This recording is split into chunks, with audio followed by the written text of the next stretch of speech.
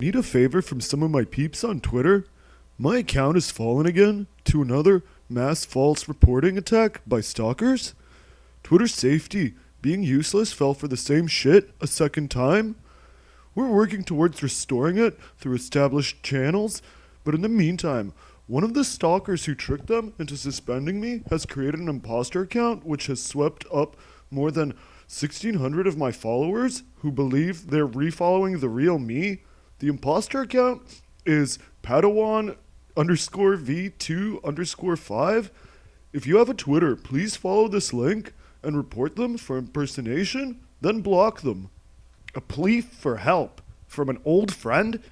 One who, much like myself, has been removed from the powerhouse platform that is Twitter? Well, what kind of a person, what kind of a comrade in arms would I be if I didn't at least take a look at what this imposter was saying? So the geniuses at Twitter security sided with a group of incel Nazi stalkers and suspended my 40,000 plus 8-year-old account and my alt. I'll be tweeting from here until they overturn their stupid error. For my new followers, this is just a taste of what I have to constantly deal with because I have the balls to stand against Nazis and Twitter security is inept. This is a stalker account, but the picture is real. It's from one of the worst nights of my life. You were cucked by your best friend, child. Die mad about it. It's my best friend at the time, and my first wife on his lap, and me in the gray shirt. It wasn't long after this picture was taken that she asked me for a divorce, despite being pregnant with our daughter. They're married now. I have no visitation, and he's raising her. This is an imposter? This has to be the real Patrick S. Tomlinson. In fact, just like Patrick S. Tomlinson, this guy apparently deletes comments and gets into long-winded arguments with no point other than getting a dopamine drip from his trolls. This is either a fat, stupid sci-fi author or an absolute genius. You might be wondering, why are we here again? Why is it that every year at around the same time I have to talk about the same worthless sack of trash that's bursting at the seams with hot air and piss-poor political takes? If this is your first time hearing the name Patrick S. Tomlinson, you might be wondering who he is. Well, no summary this time. Sorry, go watch parts 1 and 2. I am already worried this video is going to be too long as it is. When we last left off, Pat was digging through my tweet history to have me banned off Twitter. He was forcing subreddits to go private using false reports and DMCA claims, and in one of the most prophetic statements I have ever heard, Beige Frequency, a man who likes talking about men with big muscles, was saying this. What I find really interesting is the upcoming fate of the people who have really attached themselves to the Opie and Anthony Reddit community. Because, I mentioned earlier, there was a group of people who wanted to split away from Reddit entirely, and they have done that. It may seem like a strange choice to go back to an old school message board, but some people have done that with the newly minted opieandanthony.com. And I think this might be the most interesting development that we've seen so far. Because in my opinion, Anthony, Joe, Patrick, and everyone else, they were so concerned with shutting down the Opie and Anthony subreddit that they didn't really pause to consider the consequences of doing so. Because whenever people were on Reddit, there was always that looming threat of being banned, of having the subreddit shut down. But now that people are off of Reddit, they're on their own site, they can do just about whatever they want as long as it's within legal reason. By getting the Opie and Anthony community kicked off Reddit, effectively all that people like Joe, Pat, whoever have accomplished is to concentrate the most obsessed, diehard, hate-fueled people into one place, where they don't have to obey the rules of Reddit. They can do whatever they want, they can say whatever they want, and they can plan whatever they want. And maybe you could say this opens them up for more direct legal consequences. I have a hard time believing that an overweight sci-fi writer from Milwaukee will be able to accomplish much in court against a bunch of impoverished truckers who barely have enough money to afford lentil soup. Where all of this goes, long term, I don't know. I don't think any of us know. I think short term there will be a lot of fireworks. I think we're in for a really fun time in the next couple weeks to months. But after that, it's kind of up in the air.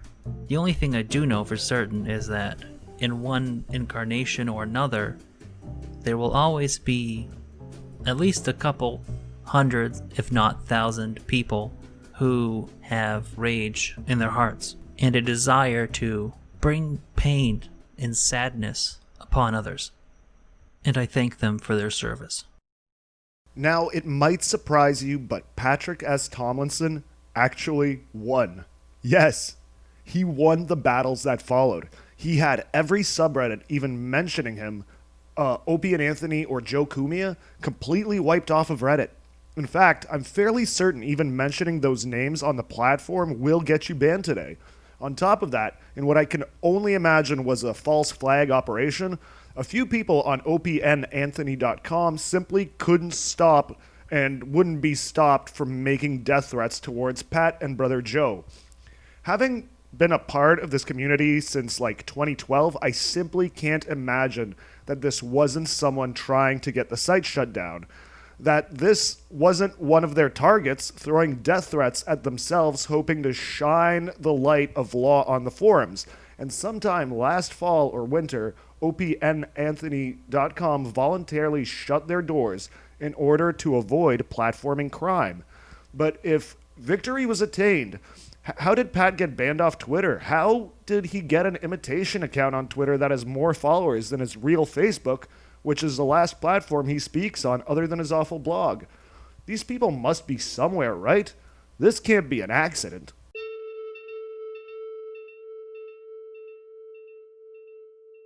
You should do a Patrick update. I've got some great clips of him getting trolled in traffic court, on an author's panel, and finally kicked off Twitter for good. He's melting down. He's gotten the police involved. It's gotten even better and better. There's endless content for you to go through. Trolled in traffic court? What is this all about? I just had to go and check it out, and after a brief search, I found this on YouTube.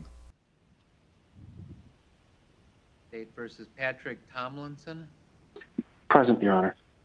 Okay, we'll take up the Tomlinson matter then.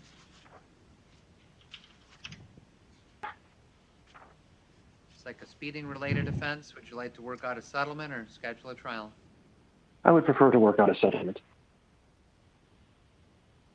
Attorney. Why are we going so fast? It was an oversight on my part. I live in Milwaukee, and we were on our way up to Three Lakes, my wife's parents' cabin. Had been traveling on the interstate for hours at that point, 70, 75, which is right around the speed limit. Had transitioned to a U.S. highway. I was under the impression, which was pointed out to me by the trooper that it was incorrect, but I was under the impression that all the U.S. highway networks in Wisconsin were still 65. And that's pretty much it. It was an oversight.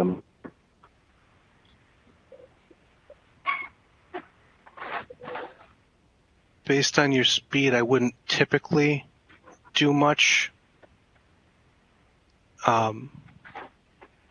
to reduce, but I think that based on your clear record, I'm going to.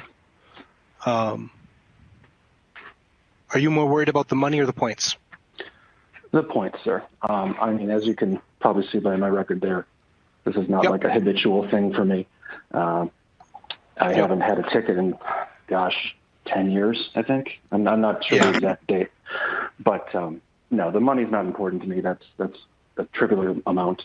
It's, the points and also the stain on my insurance going forward. Yeah. I'm quite embarrassed by this, honestly. This is just not fair enough how I behave. Fair enough. I'm actually going to do more than I typically would. Like I said, I'm going to reduce it to 1 to 10, 3 points. I'm going to ask that the forfeiture remain as it is, the $225.70. That's based on your clear record.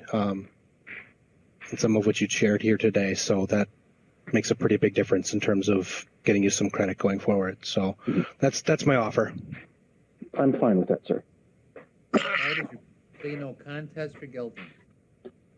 Does it? I don't actually know the difference. Well, no contest plea is a plea where you're not contesting the allegations versus a guilty plea where you're pleading guilty. Okay, but the deal would remain the same in either. I'm sorry, there's some crosstalk there. That's what I understand. Everybody needs to mute their computer or their telephone or whatever device they're using. We're experiencing a lot of background and feedback noise at the present time. So once again, Okay. no contest or guilty? No contest. No contest plea will be received. Find you guilty of speeding, 1 to 10 over, 3-point violation, forfeiture and cost, $225.70. And when is that fine due? Within 30 days? Okay. And I'm sure there'll be instructions on the literature you sent me. Should be on Paying the that. citation you received, and you can mail it to the clerk of courts in Agony County. Very well. Thank you.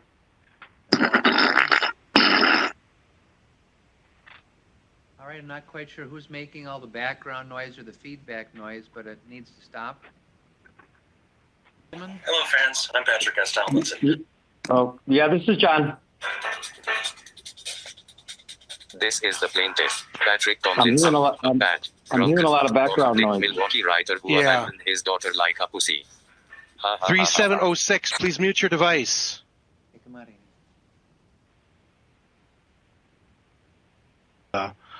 The bare minimum in terms of what I have that I can offer. I'm not sure if the court can do I have anything been different. involved in my younger years in shooting matches between Star Trek and Star Wars fans. All right, nobody died. There was some pretty big Will injuries. Tate. There were some people that went to the Please mute your device.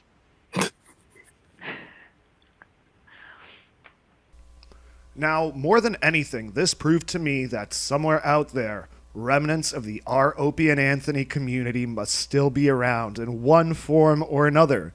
It might be a Discord or an innocuous sounding subreddit. Oh, holy shit, it's just another forum. Now, due to Pat and Joe's history of DMCA claims and what I believe to be false flag murder threat operations, I'm not going to reveal the name of this particular forum, unless someone on there okays it with me, in which case I will put it in the comments. But this place is absolutely amazing. While still not as large or influential as the original Opie and Anthony subreddit, there is a certain creative edge to it. These people aren't just talking about Pat, they are recreating the public act of cuckoldry that led to Pat's divorce, and the loss of custody of his children by weaving or whatever the fuck this is. Dolls? And it's an accurate recreation of the scene. They aren't just role-playing as Pat for yucks on Twitter, they're creating role-playing games where your goal is to defeat Pat.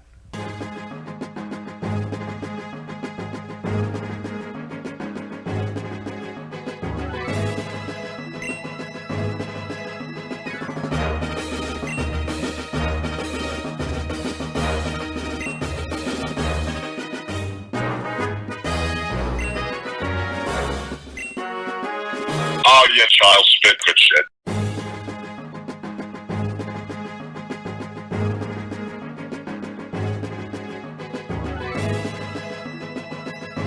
How many of you, this is your first Minecon? The sweet Minecon. Oh yeah, child spit good shit. How many of you, this is your first Minecon?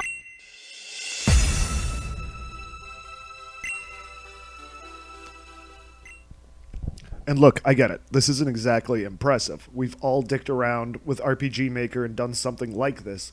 But to have it be so vicious and so, I want to use the word inspired, but I don't know if it's the right word.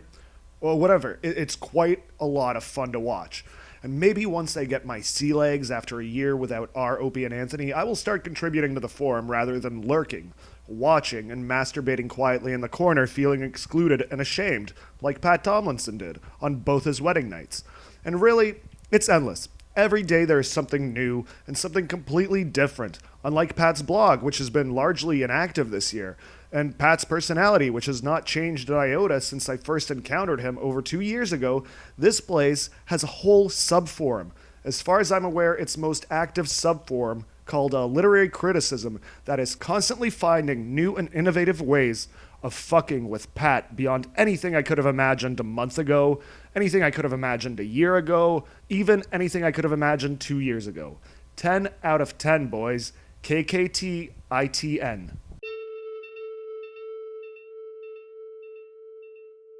When I started my first channel, I had no idea what I wanted to do with it. I instantly wrote and made a video talking about Pat Tomlinson because no one knew who he was on YouTube, and I just didn't really understand why people who were interested in him over on Reddit were interested in him. So I educated myself, and I thought there might be an audience for that. Since then, virtually everything I was into has changed in some way. If you told me 2 years ago Ethan Ralph would be posting his own private sex tapes and bragging anytime he got over 1,000 views, I wouldn't have believed you. If you told me 2 years ago that Porcelain would bitch out of YouTube not once but twice because people, and mostly Opie and Anthony fans, were being mean to him on the internet, I would not have believed you.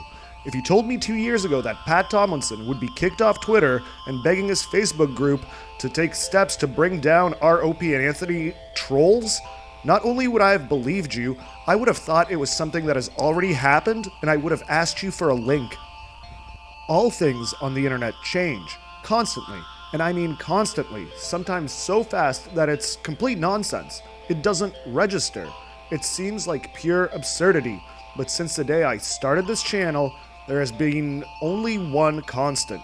One thing that countless social media purges, one thing that the death of Reddit, one thing that even a global pandemic couldn't change, and that is the undeniable fact that Patrick S. Tomlinson is a humorless, fat Soilinson loser who wastes all his time fighting with haters online and giving shallow hot takes on politics instead of trying to patch things up with his cheating ex-wife so he can have some connection with his stupid family he abandoned.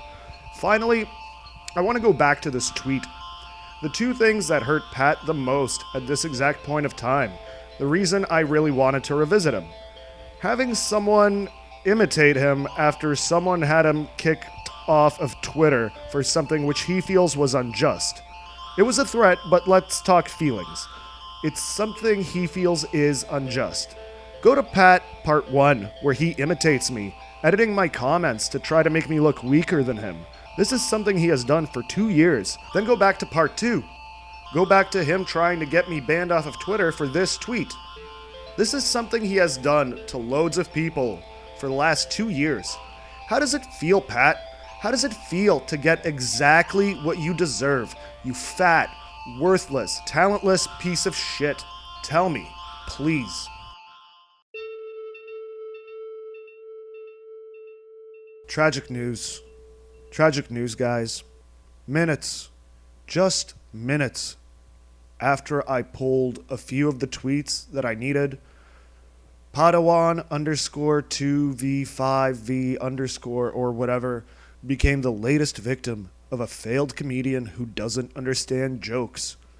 Oh, you shitty wada fuck, Pat.